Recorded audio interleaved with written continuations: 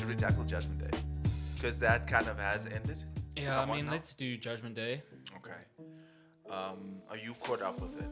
I mean, I've not really caught up, but I understand the crux You of understand, it. yeah. Like I know what's happening in Judgment All right. So Day. let me.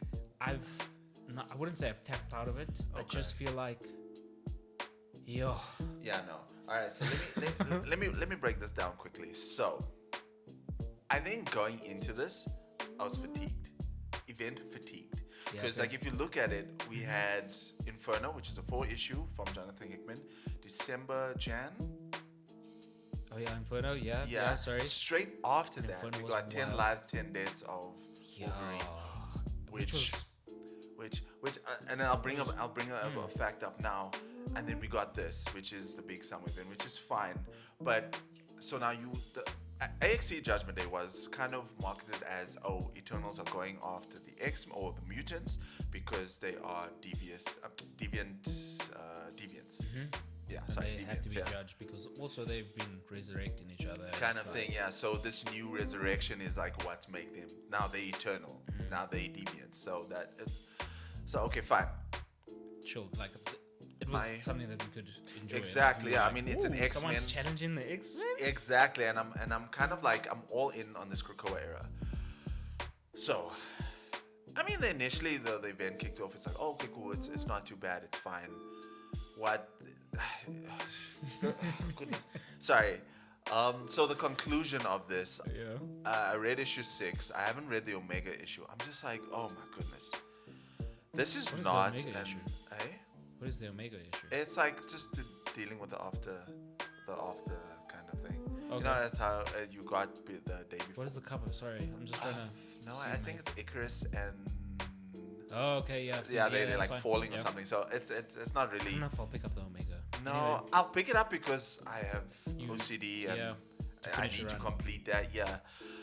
But yeah, no, this is not a X-Men or Avengers event. This is solely focused on the Eternals, which brings me to the point. So, I did a whole binge read because I didn't read Dan Slott's Reckoning War. Because I was like, okay, cool, it's gonna come out like in drips and drabs. I don't want to read in drips and drabs. I'd rather collect it and do a binge read. Right?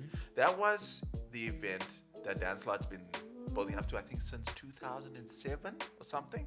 From his She-Hulk run to like little Easter eggs. Oh, yeah? It finally happened. I enjoyed it. It was lots of fun. It's an event that didn't have any other tie-ins. Solely Fantastic Four. It had an Omega issue. Sorry, an Alpha issue, which is like Yeah, it's the like beginning. introduction type thing. It had one-shot tie-in, which is Trial of the Watcher, That's nice, yeah. which isn't like if you don't read it, it's fine. You don't need it. It's not gonna. And I feel like, and then you got, I think it's maybe 5 to 6 issues of Fantastic Four dealing with this kind of the Reckoning War. That I feel is what A.X.E Judgment Day should have been. I agree with that statement. It should have been Very much labeled so. as Eternals Judgment Day. Strictly Eternals. Yes, maybe have tie-ins, because this is the problem I have with this event. Is it's 6 issues, right? You now already it's 6 issues. That's A.X.E Judgment Day. Then it's like Then it's almost every property of. But exactly. So Marvel. between each, so you got issue 1 that came out. Between these 2 issues, you have like at least 5 tie-ins from different. You got a Marauders tie-in, you got an X-Men Red tie-in, you got an X-Men tie-in, Got Wolverine tie. you got a Wolverine tie-in, X-Men. and I'm like, and the problem is because I'm picking up all these titles, I'm like, okay, cool. I'm trying to pick all this up to get the full story, and it's like I feel kind of like. It's also a bit overwhelming. Not overwhelming. It's extremely overwhelming. It's overwhelming because it's like, damn, I need this to Exactly, complete the run yeah. kind of a thing, and it's And now you're stressing because you got to read it in order because. and then when you read it, it's nothing to do with the Exactly. That's what's irritating the running. hell out of me. It's I'm like, dog, why. I could have skipped this event and it wouldn't have changed my life. It wouldn't have changed anything. I mean, I say to you, like, I'm like, I went to the comic book store today. Yeah. And I'm really excited. I've got the jitters, Exactly, whatever. yeah. I'm like, can't wait to read. If I kill that excitement, I apologize. No, it's fine. I'm really excited to read. But I was saying to you when I like walked in, I was like, I said to the the guys at the store. Yeah. I was like, I know you guys have 6. I'm gonna pick up 6 as well, and they were like, cool, it's fine.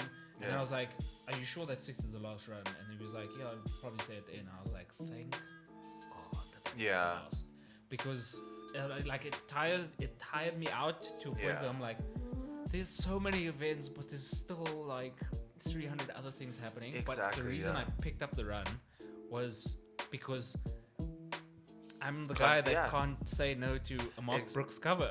That's also how you Like, got me. You got this fantastic, and you know what the problem is. So the event itself it's okay. The problem also that I have is that the tie-ins, so X-Men Red tie-ins, goodness, that is an extremely good book. Yeah, it is actually. It's the Immortal X-Men. So there's a piece that happens between 5 and 6, the ending of 5 with Nightcrawler. So Immortal X-Men issue 7 kind of shows the ins and outs of that. Phenomenal, really great. You know, I would have been fine with that to be a tie-in, but like you don't need to tie in everything else. While this also like that's what I'm saying. Like while this event is going on, Jerry Duggan's X-Men. There was 2, so he had 2 tie-in issues, which, bruh, is basically Cyclops telling the Celestial, nah, B, don't judge me.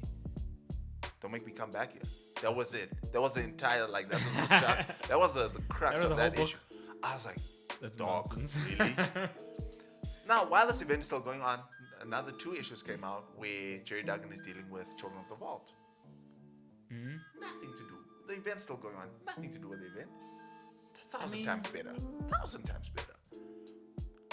Okay, that's not bad. I thought Yeah. it was just gonna be like another. What am I reading? Like, why? No. Why are you making me read Ooh, this? so Jerry Duggan picked up the Jonathan Hickman plot of because remember Sync got out of the vault. Laura Kinney didn't make it. So they're like, hey, we got a mutant in there. Darwin is still in there. We need to go back for him. They go back for him. I don't know if you've read it. Oof. Let's go down. What? Those 2 issues. What amazing issues. And the cliffhanger, I think it's issue 16 or something. Wow. What a cliffhanger. Okay.